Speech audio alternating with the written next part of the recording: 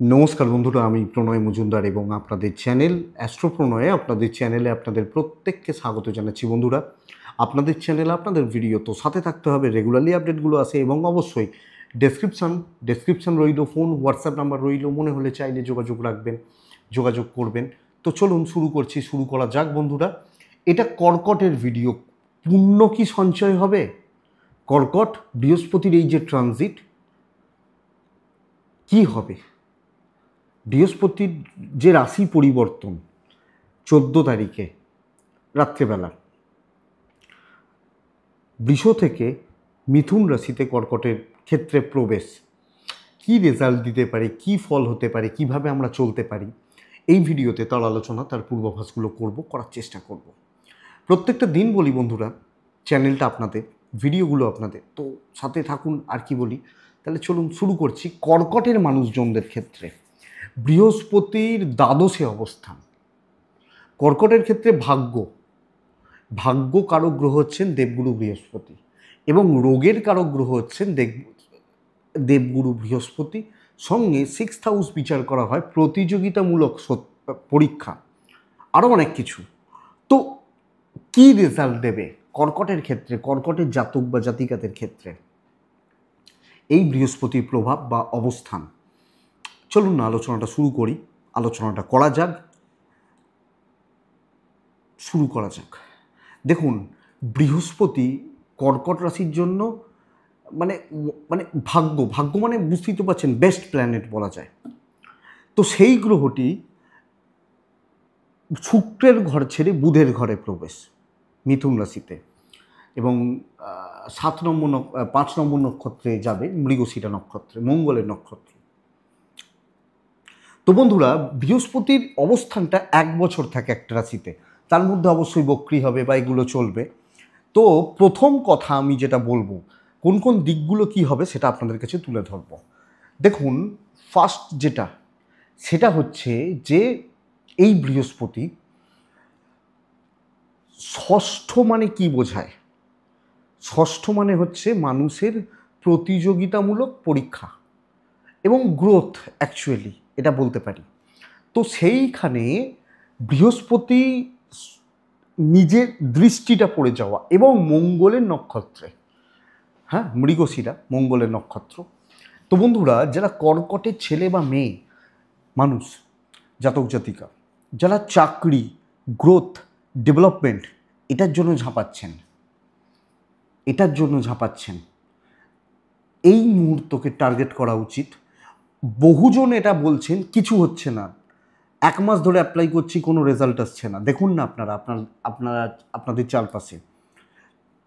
কিন্তু এই বৃহস্পতির ট্রানজিট হওয়া অপরচুনিটিসগুলো কিন্তু খুলে দেবে। চাকরি ক্ষেত্রে উন্নতি, চাকরি প্রাপ্তি, নতুন চাকরি, জব পরিবর্তন, মানে একটা চেঞ্জেস, এবং কোনো না কোনোভাবে হায়ার লেভেল রিচ হচ্ছে। এবং বন্ধুরা, আমি এক্ষেত্রে বলবো যে কর্কটের মানুষজনদেরকে, যারা দূরযাত্রা, দূর ভ্রমণের ট্রাই নিচ্ছেন, বাইরে গিয়ে সেটেলমেন্টের জন্য ট্রাই নিচ্ছেন এবং কর্মসূত্রে একটু দূরে যাওয়া, আমি এটাকে ফরেন বলছি না, ফরেন কান্ট্রি শুধু নয়, দূরে যাওয়ার। দেখুন, একটু দূর, যারা ব্যাঙ্গালোর, হায়দ্রাবাদ, এটাও তো অনেকটা দূর, ট্রেনে যদি যাই 2 দিন সময় লাগবে, তাই না? তো এই যে দূরত্ব বা দূরের যে জায়গাটা রিচ করা, এটা কিন্তু খুব ভালো রেজাল্ট দিচ্ছে কর্কটের মানুষজনদের জন্য। এবং কর্মক্ষেত্রে উন্নতি, বেটার অপরচুনিটিস। দেখুন, 14 তারিখে হচ্ছে মানে 16 তারিখে পাবেন তা নয়, 1 মাস, 1.5 মাস, 2 মাস, এই টাইমটা দিন, আপনি কিন্তু রেজাল্ট পেয়ে যাবেন, আপনি যখন কর্কটের মানুষ। এটা বেস্ট পার্ট। তো এই জায়গাটাকে খেয়াল রাখতে হচ্ছে, 1 নম্বর। 2 নম্বর, আমি যেটা বললাম, পুণ্য কি সঞ্চয় হবে? পুণ্য হবে, ধর্মকর্ম হবে। দ্বাদশ হচ্ছে মোক্ষ লাভের জায়গা, এবং এখানে নবম থেকে ধর্ম বিচার করা হয়। নবমপতি দ্বাদশভাবে বসছে, বুধের নক্ষত্র, মানে বুধের ঘরে বসছে। তো ধর্মকর্ম, আধ্যাত্মিকতা, পুণ্যকর্ম, এবং সেটা ট্যুর অ্যান্ড ট্রাভেলও হতে পারে। দেবদ্বিজ জায়গাগুলো, ভক্তিমূলক যে জায়গাগুলো রয়েছে সেগুলোও হতে পারে, যে হয়তো আমি হরিদ্বার যাচ্ছি, বৃন্দাবন যাচ্ছি, বা কাশী যাচ্ছি বাবা বিশ্বনাথকে দর্শন করতে। এই যে জায়গাগুলো, ধর্মকর্মের জায়গা কিন্তু তৈরি করবে, আধ্যাত্মিকতার জায়গা কিন্তু নিয়ে আসবে। এটা সেকেন্ড পয়েন্ট। 3 নম্বর পয়েন্ট যেটা আমি জোর দেবো বন্ধুরা, কর্কট রাশি বহু ক্ষেত্রে শত্রুতা বা শত্রুতার যে জায়গাগুলো ছিল, প্রভূত পরিমাণ শত্রুতা বিগত কিছুদিন ধরে মানে ভোগ করছিলেন। এবং কি হচ্ছিল, একাদশে বৃহস্পতি, শত্রুরা মারাত্মক স্ট্রং হয়ে গেছিলো। লক্ষ্য করে দেখুন, যারা পেছনে লাগা মানে তারা মারাত্মকভাবে স্ট্রং হয়েছিল, কোনো না কোনোভাবে আমাকে নানাভাবে ব্যতিব্যস্ত করছিল, অপদস্থ করছিল, প্রবলেম তৈরি করছিল না? শত্রু দমন হবে, কারণ এবার আমার পাওয়ার আসছে, ষষ্ঠপতি ষষ্ঠকে দেখছে, সে মানে সরাসরি সপ্তম দৃষ্টি দিয়ে ষষ্ঠকে দেখছে।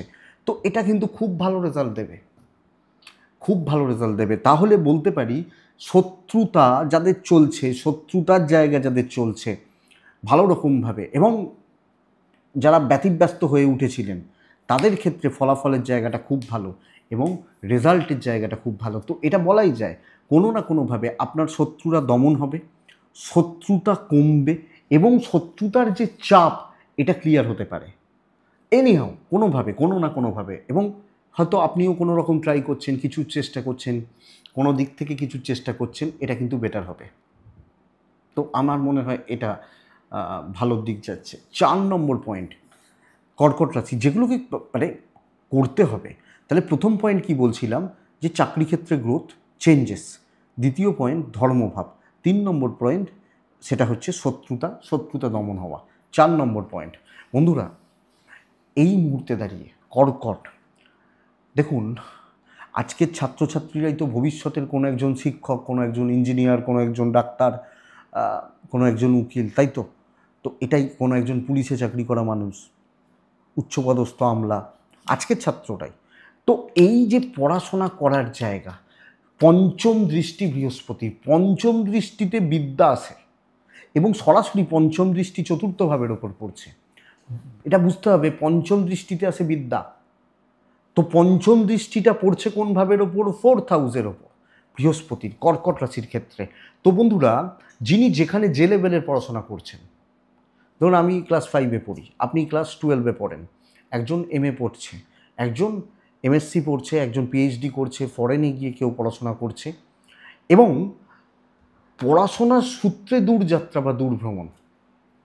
ধরুন কোনো একটা পড়াশোনা করতে আমি ব্যাঙ্গালোর চলে যাচ্ছি, কেউ হয়তো লন্ডন চলে যাচ্ছে, থাকে তো অনেকে।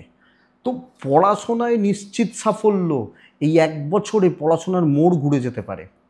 সবচেয়ে বড় কথা 2-3টে জিনিস, মেধা প্রয়োগ হবে, কনসেন্ট্রেশন বা একাগ্রতা বাড়ছে, কনসেন্ট্রেশনের জায়গা বা একাগ্রতার জায়গা অবশ্যই বাড়বে।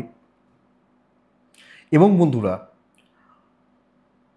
যারা কোনো কম্পিটিটিভের জন্য তৈরি হচ্ছেন, কোনো স্পেশাল কোর্সে যেতে চাইছেন, কর্কট রাশির মানুষ, কর্কটের জাতক জাতিকা, এই জায়গা কিন্তু ভীষণ ভালো করে দেবে, ভীষণ ভালো করে দেবে।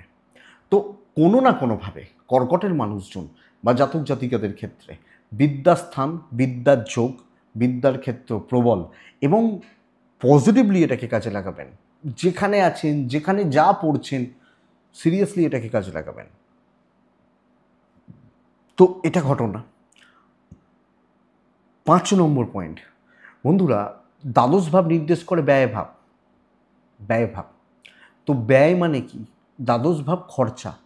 এবার একটা প্রশ্ন থাকে যে কিভাবে আমার খরচা হবে, আমার কোন দিক থেকে খরচা হতে পারে, ভাবেন না? এই মুহূর্তে কর্কটের খরচাগুলো যেগুলো হবে, এই বৃহস্পতি ভালো কাজে খরচা করাবে। এক হচ্ছে কোনো মানুষ, কোনো সমস্যায় জর্জরিত মানুষ, তাদের কোনো প্রবলেম আপনার দ্বারা, আপনাকে দিয়ে সলভ হতে পারে, বা আপনার হেল্পে সলভ হতে পারে, কারোর প্রয়োজনে আপনি লাগতে পারেন, মনে রাখলো, ভুলে গেল, নাম করলো, বাদ দিন। 1 নম্বর, কোনো পারিবারিক মানে কোনো আয় উন্নতিকে নির্দেশ করছে, অ্যাসেট তৈরি করা, অ্যাসেট, এটা হতে পারে যে আমার খরচা হচ্ছে, বাড়ির কাজে হাত দিয়ে অনেকটা টাকা বেরিয়ে গেছে, অ্যাসেট বিল্ড হতে পারে। তো এটা ভালো পয়েন্ট। কোনো বড় ইনভেস্টমেন্ট, প্রপার্টি বা বাড়ির কোনো কাজে এটা। এবং ভালো কাজে। আর এই দ্বাদশে বৃহস্পতি আপনারা অনেকে শুনে আশ্চর্য হবেন, এটা আমি দেখেছি আমার নিজস্ব বহুজনকে বিচার করে। একদম সিক্রেট তথ্য বলি, বাড়িতে কোনো অবিবাহিত মেয়ে যার বিয়ের চেষ্টা চলছে, ধরুন আপনার বোন, ট্রানজিটে যখন 12 নম্বর ঘরে বৃহস্পতি আসে, এটা একটা দায়িত্ব না আমার, যে আমার বোন অবিবাহিত, আমার দিদি অবিবাহিত, বা আপনার সন্তানটা বিয়ের চেষ্টা করছেন, হচ্ছে না, এই জায়গাটা যাদের চলছে, আগামী 1 বছরে ট্রাই করা উচিত যে হয়তো সেই মানুষটার বোন, মেয়ে, ছেলে বাড়িতে যদি কেউ থাকে যার বিয়ের চেষ্টা করছেন, আটকে গেছে, এটা রেজাল্ট দেবে। তো আপনি দেখুন এই জায়গাটা অবশ্যই দেখুন, আপনি যখন কর্কটের মানুষ বা জাতক জাতিকা, এটা কিন্তু খুব ভালো ফল দেয়। তো বন্ধুরা, অনেক কটা দিক ভালো হচ্ছে। এবং লাস্ট পয়েন্ট আমি এটা আপনাদেরকে বলে যাব, শেষ পয়েন্ট বন্ধুরা, কর্কটের মানুষজনদের ক্ষেত্রে সন্তান সুখ প্রাপ্তির যোগ কিন্তু প্রবল প্রবল। সন্তান সুখ প্রাপ্তি, এই যোগটা কিন্তু প্রবল, এটা বুঝতে হবে। অর্থাৎ কি, যে হয়তো আপনি সন্তানের চেষ্টা করছেন, ট্রিটমেন্ট চলছে, ট্রিটমেন্ট প্রসেস চলছে, বা প্রেগনেন্সি পিরিয়ড চলছে, ডেলিভারির ব্যাপার রয়েছে, স্পেশালি ট্রিটমেন্ট বা এগুলো চলা, সন্তান সুখ যাদের এসে গেছে তাদের তো হবেই 2 মাস, 3 মাস, 4 মাস, 6 মাস পর। তো এটা, এবং আপনার সন্তান তারা প্রতিষ্ঠা পাচ্ছে, সে যেখানে আছে, ধরুন আপনার ছেলে বা মেয়ে চাকরির চেষ্টা করছে, কেরিয়ারে গ্রোথ চাইছে, বা আপনার ছেলে বা মেয়ে ভালো পড়াশোনা করছে, এই যে জায়গা বা এই যে দিকগুলো, অর্থাৎ এটাও তো একটা সুখের জায়গা, সন্তান সুখ। তো এই জায়গাটা বন্ধুরা অত্যন্ত ভালো করে দেবে কর্কটের জাতক বা জাতিকাদের ক্ষেত্রে, কর্কটের মানুষজনদের ক্ষেত্রে। তো এটাকে টার্গেট করুন, এই কটা পয়েন্টকে এই মুহূর্তে দাঁড়িয়ে বৃহস্পতির প্রভাবে ভালো করুন, করার ব্যবস্থা করুন, এবং যেগুলো ভালো সেগুলোর জন্য চেষ্টা করুন। সবচেয়ে বড় কথা যে এই পয়েন্টগুলো কিন্তু অ্যাকচুয়ালি ভালো হবে। কিন্তু বন্ধুরা, ভালোটার সাথে খারাপটাও নিতে হবে। শুধু ভালো হবে তাই নয়, খারাপগুলো আগে হয়। তো অবশ্যই খারাপগুলোকে সতর্ক থাকুন, কোন কোন খারাপগুলোর জন্য তৈরি থাকবেন, কোন কোন খারাপ জায়গাগুলোর জন্য তৈরি থাকবেন। নবমপতি ভাগ্য, নবমপতি 12 নম্বর ঘর, ব্যয়ভাবে বসছে, ব্যয়। তাহলে ব্যয়ের জায়গায় নবম মানে মানুষের পিতৃস্থান। তাহলে বন্ধুরা, আমি কর্কটের মানুষ, আমাকে আমার পিতা বা পিতৃস্থানীয় ব্যক্তিদের শরীর স্বাস্থ্য, পিতা এবং মাতা বোথ গার্জেন হেলথ কিন্তু লক্ষ্য রেখে চলতে হচ্ছে। ছোট ছোট ভোগান্তি, কম বেশি মেডিকেল এক্সপেন্স লেগে থাকছে, কারণ বৃহস্পতি মানে আমার গুরু। তো এটা ভালো পয়েন্ট যে গুরু পেতে পারেন, ভালো গুরু পেতে পারেন, দ্বাদশে বৃহস্পতি গুরু পাওয়ায় ভালো গুরু পেতে পারেন। কিন্তু আমার অ্যাকচুয়ালি গুরুকে আমার বাবা মার হেলথের একটু লক্ষ্য রাখবেন। 2 নম্বর পয়েন্ট দেখুন, দ্বাদশ ভাব, পরিষ্কার কথা, এগুলো আমি পার্সোনালি আলোচনা করি।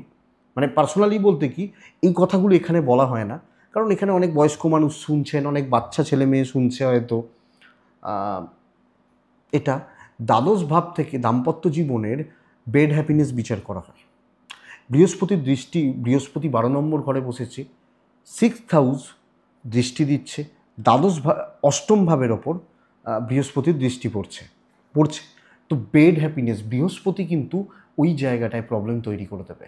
অর্থাৎ কোনো না কোনোভাবে এই বৃহস্পতির প্রভাব দাম্পত্য সুখ, দাম্পত্য জীবনের একান্ত যে ব্যক্তিগত জায়গা, এই জায়গাটায় কিন্তু, এগুলো এখানে হয় না আলোচনা, অনেকে ফোনে আলোচনা করেন, বা সেটা আলাদা ব্যাপার। আমাদের কাছে তো অনেককে অনেক রকম প্রশ্ন কোয়ারিজ নিয়ে আসেন। তো এই জায়গাটায় কর্কট রাশির ক্ষেত্রে কিছু ঘাটতি তৈরি হচ্ছে, এটা একটু খেয়াল রাখবেন বা লক্ষ্য রেখে চলবেন, নজর রাখবেন। স্বামী স্ত্রীর সম্পর্কর জায়গা কিন্তু আপস অ্যান্ড ডাউনস লেগে থাকবে। আবার কর্কট রাশির জাতক বা জাতিকাদের দ্বাদশে বৃহস্পতি কিছু ক্ষেত্রে ইগো রিলেটেড প্রবলেম তৈরি করবে, এবং কিছু ক্ষেত্রে না অহেতুক রাগ, জেদ, মাথা গরম, কিছু ক্ষেত্রে অহংকার তৈরি করে দিতে পারে। ঠিক সব জায়গায় সব রকম কথা তো চলে না। আমি এমন কথা বলে দিলাম হিট অফ দ্য মুমেন্টে লোকজনদের সাথে, কাছের মানুষজন, ফ্যামিলির লোকজনদের সাথে, যেখানে সম্পর্কগত দিক, সম্পর্কের জায়গা, এটা পুরো মাত্রায় কিন্তু ঘেঁটে গেল। এটা নজর রাখবেন। এবং কিছু ক্ষেত্রে না বিচক্ষণতার অভাব তৈরি করে দেবে। বৃহস্পতি মানে জ্ঞান, বুদ্ধি, প্রতিভা, এগুলো। তো দ্বাদশে বৃহস্পতি কিছু ক্ষেত্রে নেগেটিভ এফেক্ট তো ফেলবে, যেহেতু দ্বাদশ ভাব। দ্বাদশে বৃহস্পতি সব ক্ষেত্রে শুভ ফল দেয় না। তো মানে কি বলবো, মানে জ্ঞান শূন্য হয়ে যাওয়া, বা বুঝতে পারছি না, ঠিক ডিসিশান নিতে পারছি না, জেদের বসে রাগের বসে গাজোয়ারি করে ভুল সিদ্ধান্ত নিয়ে নিলাম, এটা কিন্তু নিয়ে আসবে। তো বৃহস্পতি মানে স্টেবিলিটি। তো বন্ধুরা, আপনাকে স্টেবল থেকে সিদ্ধান্তগুলো নিতে হচ্ছে। বৃহস্পতি জ্ঞানের কারক গ্রহ। দ্বাদশে বৃহস্পতি কিছু ক্ষেত্রে অজ্ঞান তৈরি করে দেয়, এইটা খেয়াল রাখবেন। দাম্পত্য জীবন খেয়াল রাখবেন। এবং সবচেয়ে বড় কথা যে হাজব্যান্ড ওয়াইফের সম্পর্কের অনেক কটা দিক রয়েছে, যারা ম্যারিড তারা জানেন। তো সামগ্রিকভাবে দিকগুলো খেয়াল রাখবেন, আমার মনে হয় প্রয়োজন রয়েছে। ভালোগুলোকে করার ব্যবস্থা করুন, এই ছোট ছোট প্রবলেমগুলোকে, ঝামেলাগুলোকে মেটানোর ব্যবস্থা করুন। না হলে কিন্তু ঝামেলাগুলো আগে আসবে, ভালোগুলো হবে পরে, তো ভালোগুলো চাপা পড়ে যাবে। এটাই ব্যাপার। এইটুকুই থাক বন্ধুরা।